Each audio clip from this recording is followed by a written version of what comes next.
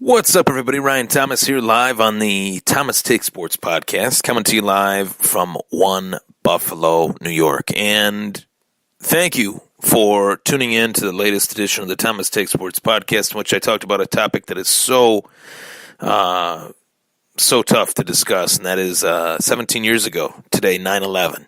I talked a little bit about how sports helped me grow through that time as it did to so many other people. What moments do I remember the most in sports post 9/11, and much, much more. So tune into that. It was a short little track on the Thomas Take episodes on the YouTube channel. You can check it out on the Spreaker channel, and you can check it out on the Thomas Take Sports Podcast Facebook page. So that being said, let's get down to brass tacks. As far as the Buffalo Bills, people have been asking me what my thoughts were, and thousands tuned in for my Buffalo Bills postgame show.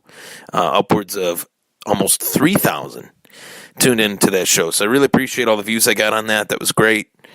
And I kind of did it in an informal way. Usually I am used to sitting at the table, with the camera on me, not behind the mic talking about that, but or in my upstairs little office room here, and I was just chilling, talking about it, putting some stuff out there. It was very late in the midst of the post game stuff. I usually like to do it around 5. That went around 11, so safe to say it was a lot later than what I thought it would be, but I just had to take a long 7 hours between the game and talking about it. So here I am again on the podcast, and I want to dive into a few things, bring up a few points as far as why I think the Bills are at the current state that they are in. Now, all of these opinions are my own. These are things that I've thought, over the last 24, 48 hours since the game. And just bear with me here. So, as we came closer to this game, Nathan Peterman getting the opportunity to be the starting quarterback week 1 against these Baltimore Ravens, these mediocre Baltimore Ravens. I threw that out there. Yes, I do think this Ravens team, is mediocre. I think this team is barely a playoff team, maybe not.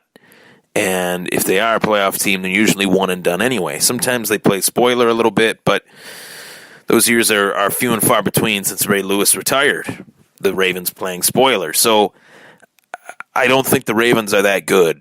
And that's what really scares me about this 47-3 defeat at the hands of the Ravens to the Buffalo Bills, because I don't think that the Ravens are that great.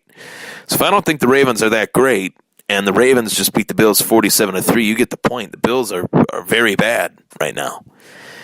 And case in point to that, we watched the game. We saw how bad their offensive line was in the preseason. We saw that carry over into the week 1 battle with the Ravens. But we also saw a few things, or at least I did, that left me scratching my head. At one point, this game was 7-0. The game, it's fair to say, completely got away from the Buffalo Bills players and the Buffalo Bills coaches. To say that 7-0, at one point the game was 7-0, to know that, and to also know that they lost 47-3, that's 40 unanswered points. That's 3 points that we were able to combat to their 40. And to know that LaShawn McCoy only carried the ball 7 times, that's a problem, no matter what way you cut it. The Bills abandoned the run game, which in some senses, when you're down a lot to a little, you got to try and get some points quick on the board to make that comeback. That's well known. Ask Frank Reich about that. But not just running the ball. They didn't get LaShawn McCoy the ball hardly at all. And that is concerning to me. We talked about how Brian Dable was this under-the-microscope coordinator, and how LaShawn McCoy specifically said that Brian Dable's a genius.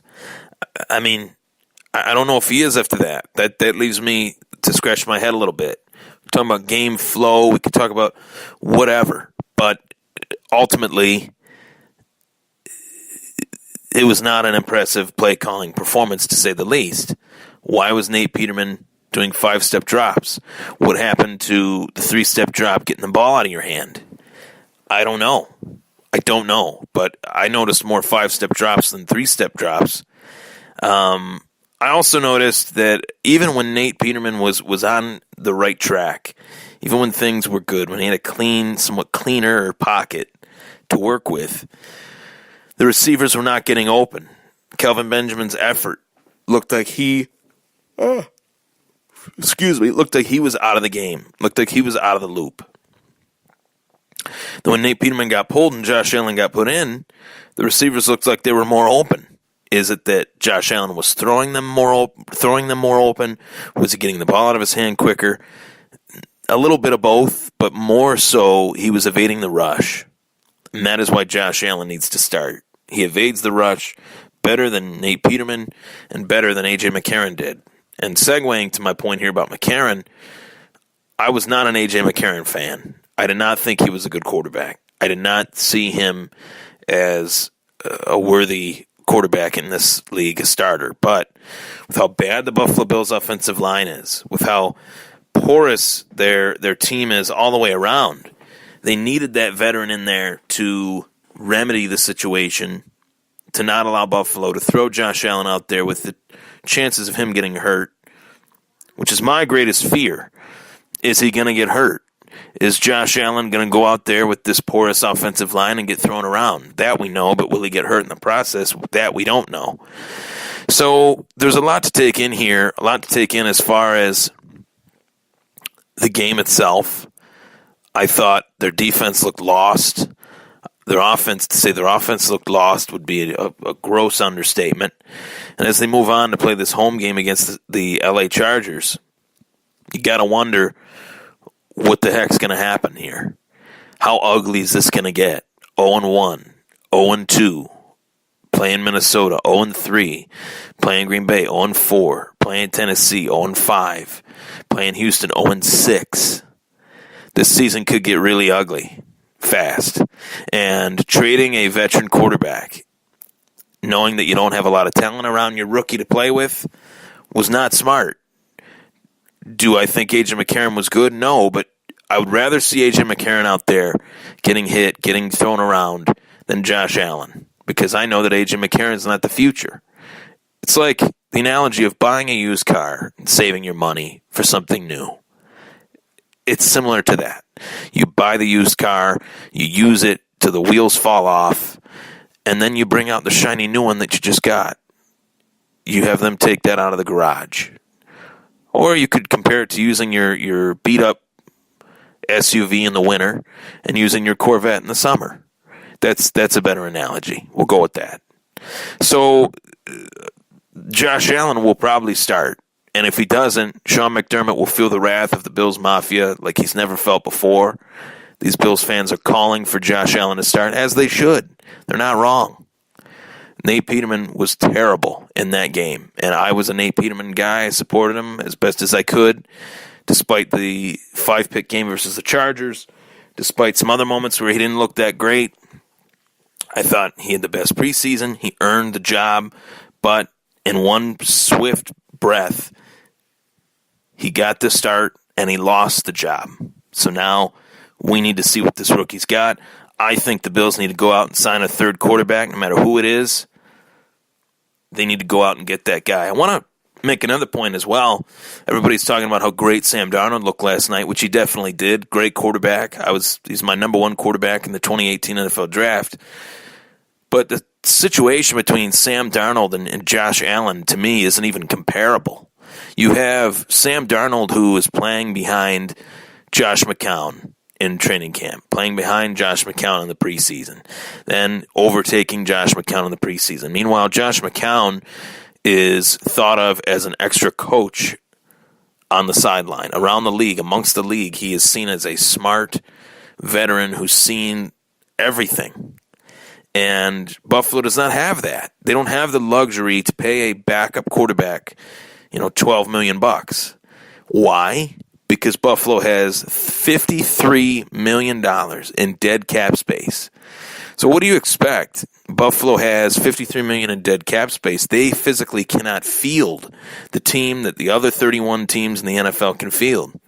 The next lowest dead cap space team is Dallas with 28.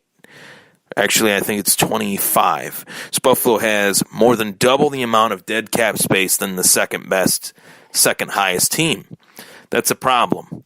Problem that does not roll into 2019, but it's sure as hell a problem in 2018. And only time will tell what their real record will be, but I don't expect it to be anything good. 4 wins, maybe. And you know what? As much as it pains me to say this, we need a year like that. We need a year to where we could get a lot of draft picks and fill these holes on this roster. Because the past 2 years, whether it be with Sean McDermott or Brandon Beane or whoever is the GM, Doug Whaley, whoever, they have not only had bad drafts, but they've traded up for players that they've wanted to target. This past year, I love their draft. I love that they went out and got a quarterback from this class in Josh Allen, who I really like. I like Tremaine Edmonds.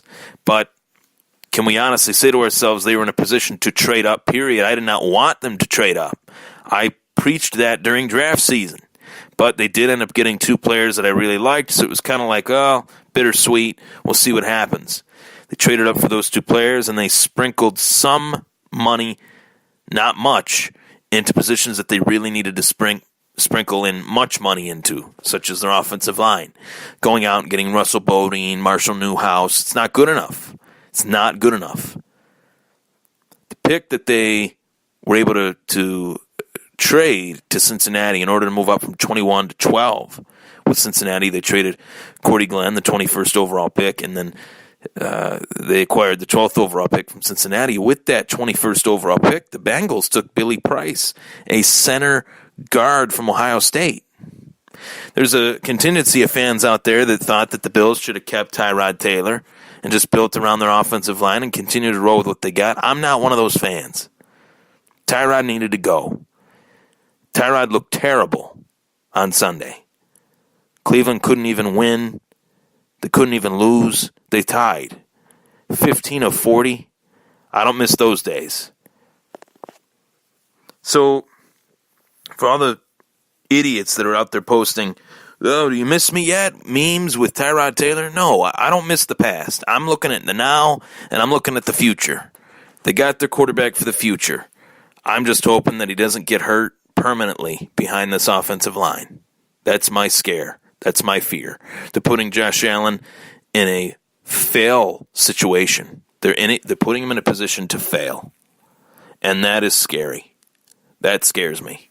Because any other of the teams that would have drafted him, you look at even Miami, they have a better supporting cast than what Buffalo does in terms of their offensive line.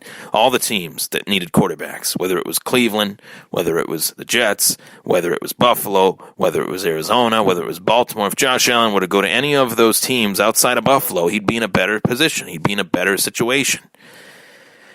And I really hope these fans aren't ditzy enough to blame Josh Allen for any failures that this player has at this moment.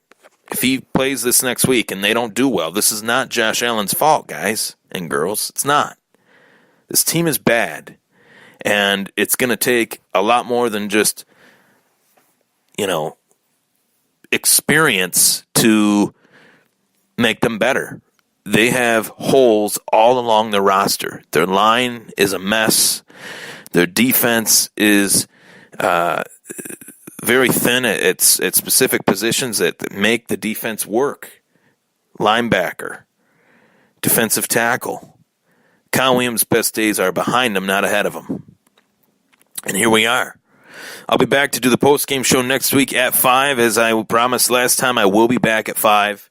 Give you the post-game show on the Thomas Take Sports Podcast Facebook page. As always, I'm Ryan Thomas. That was some Buffalo Bills tough love. Take care.